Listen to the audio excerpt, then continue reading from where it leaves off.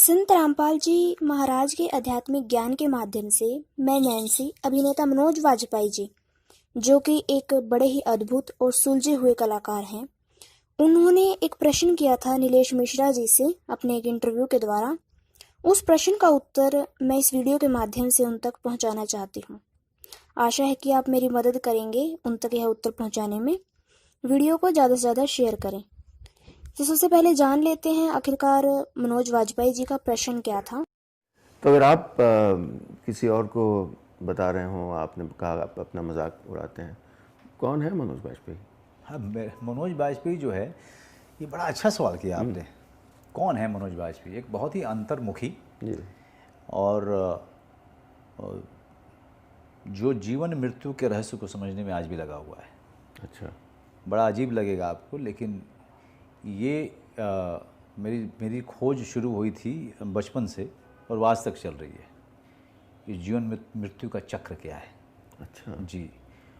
और जब भी मैं किसी से बात करता हूँ तो ऐसा कोई भारी बात नहीं कर रहा हूँ।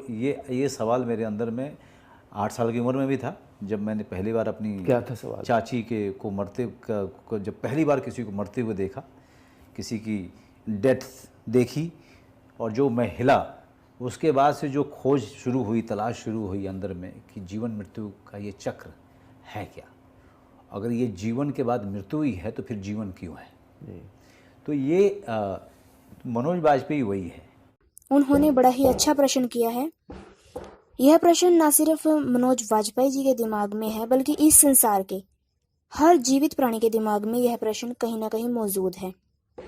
और हर व्यक्ति यह जानना चाहता है कि वह इस संसार में किस कारण से आया है, उसका क्या मूल उद्देश्य है। जन्म मृत्यु के इस रहस्य को हर कोई जानना चाहता है। इस प्रश्न का उत्तर संत रामपाल जी ने बड़े ही सरल ढंग से और बड़ी ही सरल भाषा में हम तक पहुंचाने की कोशिश की है। इस प्रश्न का उत्तर हम संत रामपाल जी के अमृत वचनों के माध्यम से आप तक पहुंचाने की कोशिश करेंगे। देखिए इसका उत्तर।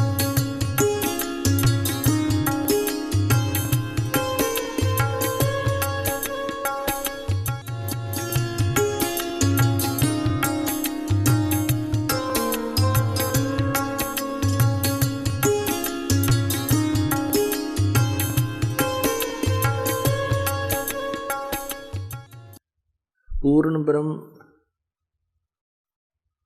परम अक्षर ब्रह्म, सर्वश्रेष्ठी रचनहार कबीर देव जी,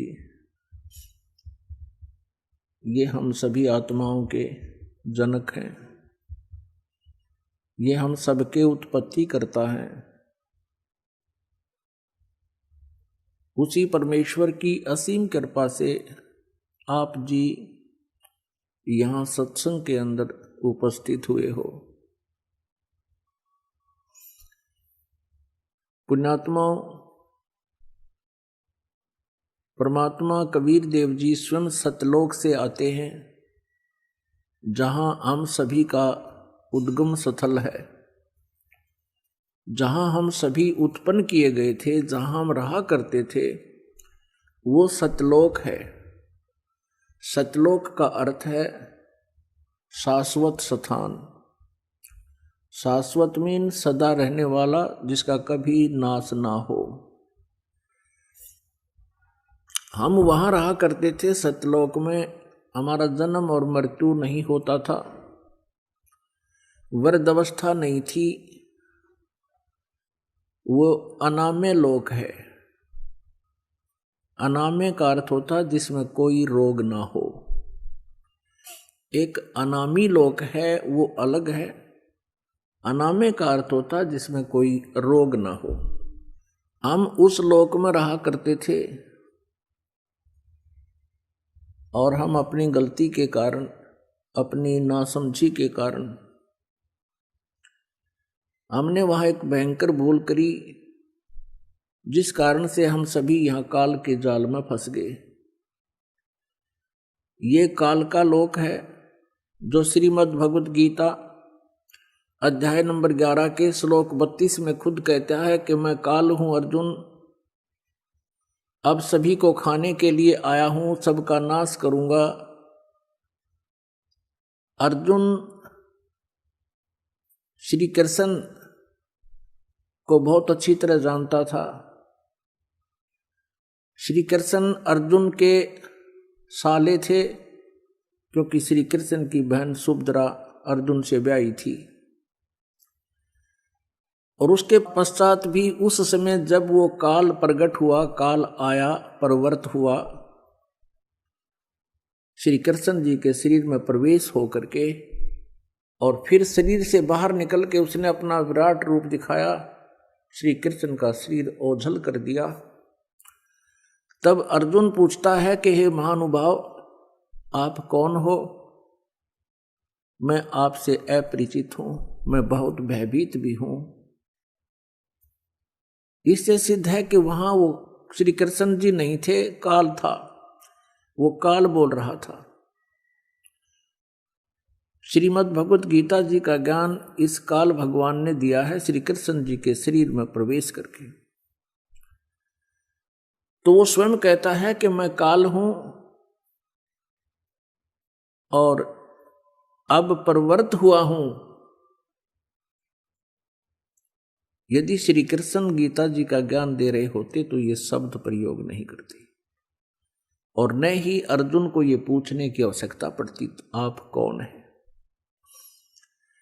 ये वो काल है जो प्रत्येक कार्य, प्रत्येक कर्म ये धोखे से करता है, प्रत्येक को मिसगाइड रखता है, किसी को भी सत्य से परिचित नहीं होने देता।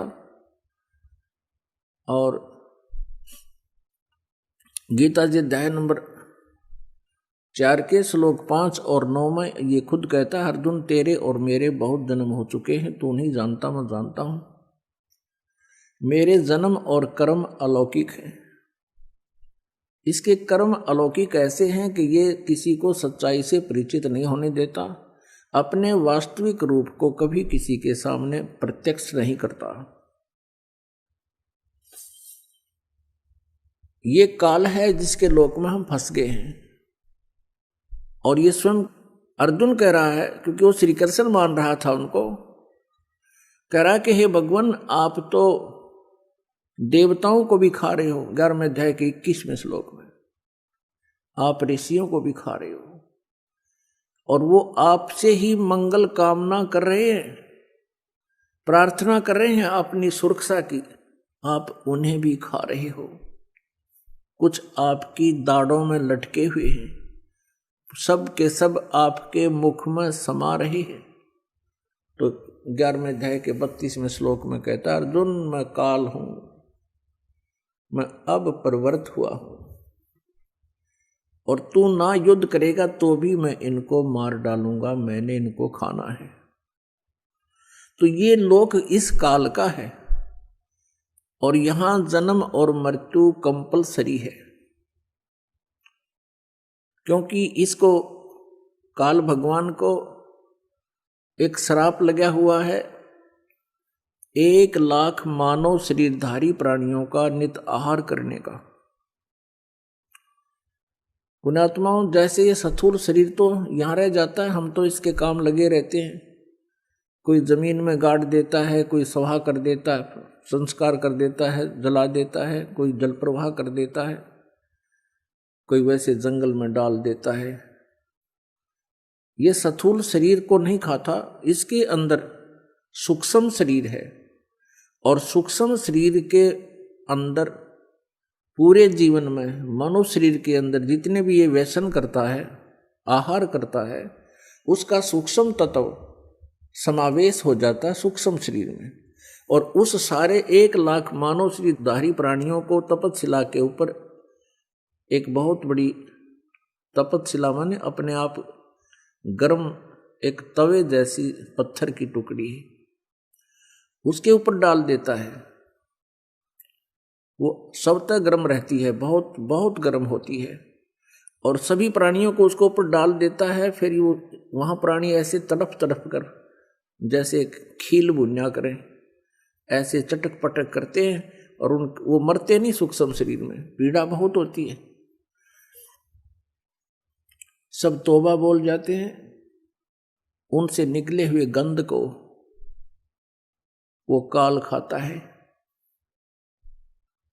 पुण्यात्माओं,